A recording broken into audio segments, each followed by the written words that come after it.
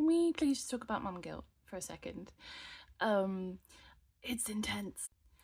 Essentially, this week there have been a couple of times when I've had seizures and my kids are told ahead of time that it's going to happen. I make myself safe.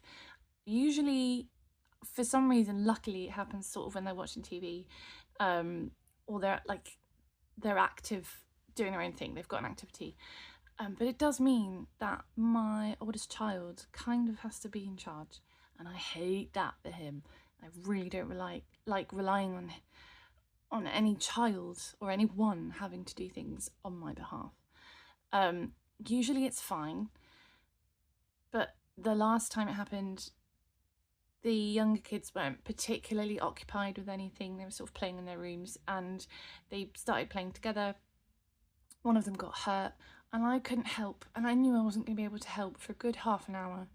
So luckily I can sort of communicate sometimes, especially when there's like an adrenaline rush. The adrenaline does something. And we've got family around the corner, walking distance, and he feels really confident going there. He's got their phone numbers. He called my brother because we couldn't get hold of my mum or my dad. There's people on hand. But it's such a horrible feeling knowing that your children need you and you cannot help them. Physically, I can sort of kind of control some of my movements for brief periods within an hour, that it normally takes for the seizure to be completely over,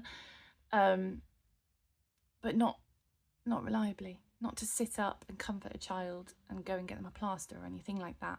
I am just lying there, a useless, limp, floppy lump, essentially. And as much as my child is kind of really happy to be in charge of things, he's going to be a fantastic leader one day. It breaks my soul. It breaks my soul. They're part of Young Carers Association. He did an activity with them last week, loved it.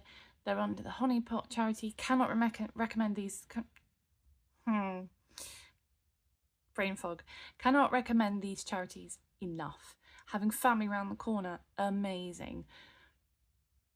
But the mum guilt, man. I also just wanted to put this out here because I know I can't be alone with the mum guilt, especially when it comes to parents of children who are disabled, and that's wrong. Parents with disabilities. It's hard, but you're not alone. Thank you for watching. Bye-bye. Have a great day.